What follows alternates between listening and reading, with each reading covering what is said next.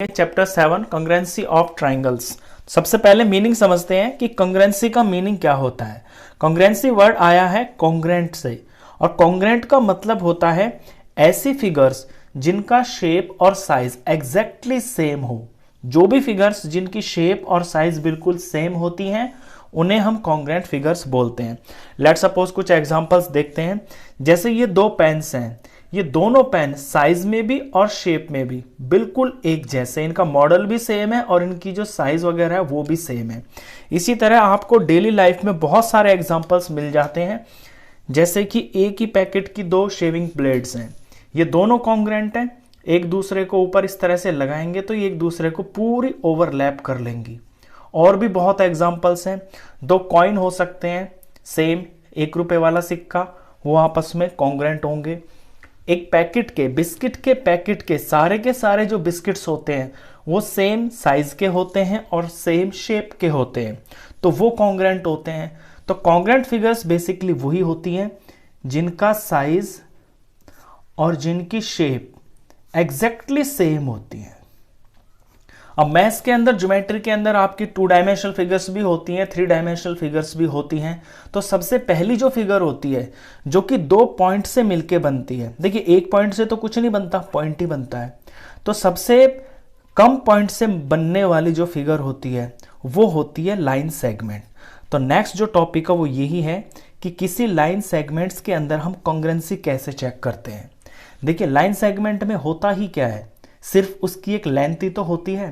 तो कोई भी 2 लाइन सेगमेंट्स कॉन्ग्रुएंट तब होती हैं जब उनकी लेंथ बराबर होती है। जैसे AB की लेंथ लेट सपोज 2 सेंटीमीटर है, तो इसके कॉन्ग्रुएंट जो होगी ना, अगर कोई लाइन सेगमेंट इसके कॉन्ग्रुएंट होगी तो उसकी लेंथ इसके बराबर होगी। इसके बाद आता है एंगल्स। कोई भी 2 एंगल्स कॉन्ग्रुएंट कब होंगे, ये कॉन्ग्रुएंसी तो होती है इनकी वो रूल, कॉन्ग्रुएंट बोलते हैं हम। जब कॉन्ग्रुएंट 2 फिगर्स होती हैं तो उनको हम कॉन्ग्रुएंट बोलते हैं। कॉन्ग्रुएंसी ऑफ एंगल्स यानी एंगल्स के कॉन्ग्रुएंट होने की कंडीशन क्या होती है। देखिए एंगल के अंदर क्या होता है, एंगल के अंदर सिर्फ डिग्री तो होती है, उसका जो मेजरमेंट होता है वही होती है, उसके अलावा तो उसमें कुछ होती नहीं है। जैसे कि ये एंगल 60 डिग्री का है, लेट सपोज ये एंगल ABC और ये PQR, अगर ये भी 60 डिग्री का हो तो ये दोनों के दोनों एंगल्स कॉन्ग्रुएंट बोले जाएंगे। अब यहाँ पे इनकी ये जो आर्म्स है ना, इनकी लेंथ से कोई मतलब नहीं है। अगर मैं इसकी लेंथ कितनी भी बड़ी कर दूं या इसकी कितनी भी छोटी कर दूं उससे कोई फर्क नहीं पड़ता, क्योंकि एंगल को जाना जाता है उसकी डिग्री के लिए। लंबाई ये जो है लेंथ आर्म्स की छोटी बड़ी कितनी भी हो उससे कोई फर्क नहीं पड़ता। तो कोई भी 2 एंगल्स अगर सेम डिग्री के हैं, सेम मेजरमेंट के हैं, तो वो कॉन्ग्रुएंट होंगे।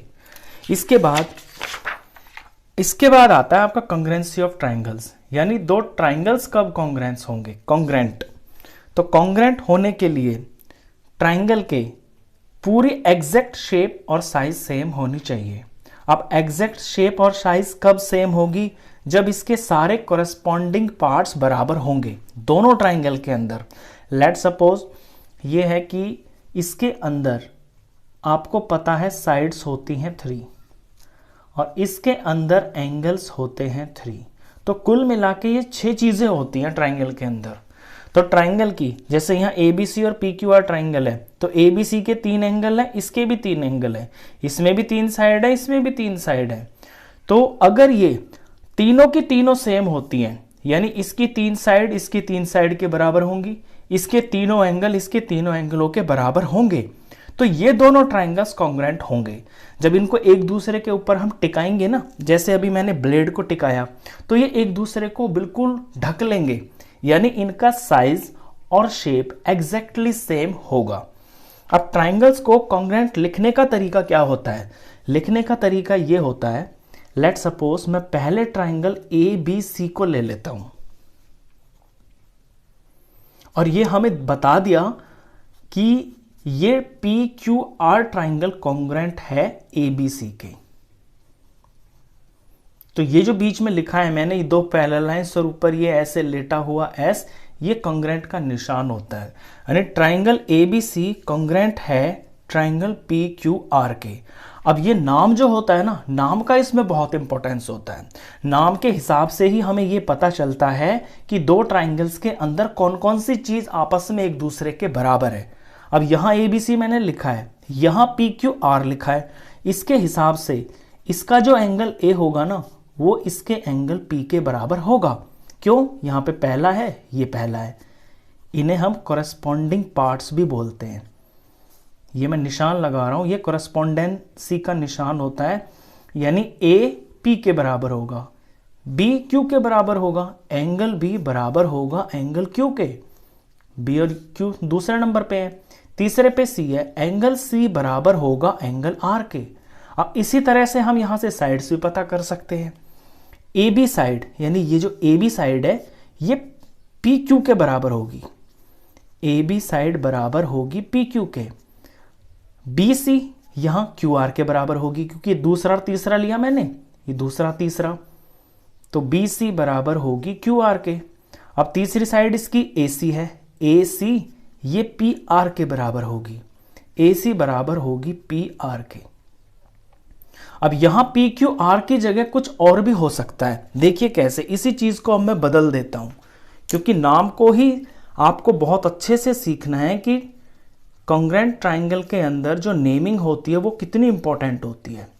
अभी क्या है कि ट्राइंगल ABC कॉन्ग्रेंट है, मैं यहां PQR नहीं लिखूंगा, इस बार मैं कुछ और लिखता हूं। लेट सपोज QRP है। QRP हमें दे रखा है कि दो ट्राइंगल्स हैं जो कॉन्ग्रेंट हैं, और ABC ट्राइंगल कॉन्ग्रेंट है ट्राइंगल QRP के। तो इस बार जो एंगल A है ना, वो एंगल Q के बराबर होगा। यानी इस क्वेश्चन के अकॉर्डिंग, फिगर में कोई अदल बदल नहीं हो रहा, एंगल A बराबर एंगल Q के होगा। लेट सपोज कोई दो फिगर्स हैं ABC और QRP, और ये दे दिया कि वो दोनों ट्राइंगल्स जो हैं कॉन्ग्रेंट है, तो उनमें A एंगल और Q एंगल आपस में बराबर होंगे। एंगल B बराबर होगा एंगल R के, एंगल C बराबर होगा एंगल P के। तो ये इनके कॉरेस्पॉन्डिंग पार्ट्स हैं, और कॉन्ग्रेंट ट्राइंगल्स के कॉरेस्पॉन्डिंग पार्ट्स बराबर होते हैं। तो AB साइड किसके बराबर होगी? यहां पहला दूसरा लिया मैंने, AB QR के बराबर होगी, बराबर QR।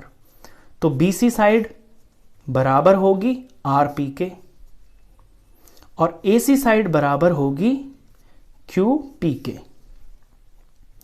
अगर सिर्फ इतना दे दे आपको ये साइन के साथ में कि कोई दो ट्राइंगल्स ये कॉन्ग्रेंट हैं, तो उन ट्राइंगल्स की मेजरमेंट बिना देखे, उनकी फिगर को बिना देखे, आप सिर्फ इतने भर से ही बता सकते हैं कि इन दो ट्राइंगल्स में कौन कौन सी चीजें आपस में बराबर होंगी, कौन से एंगल बराबर होंगे, कौन सी साइड्स बराबर होंगी। यही ये जो कॉन्ग्रेंसी का जो ये निशान होता है, ये इसी से पता चल जाता है। तो ये नेमिंग बहुत इंपॉर्टेंट है। चलिए, इसके बाद मैंने बताया कि इसके अंदर 6 चीजें होती हैं ट्राइंगल के अंदर, तभी तो बिल्कुल एग्जैक्ट सेम शेप और साइज बनेगी। तो कॉन्ग्रेंट प्रूफ करने के लिए आपको इन पूरी 6 की जरूरत नहीं पड़ती है।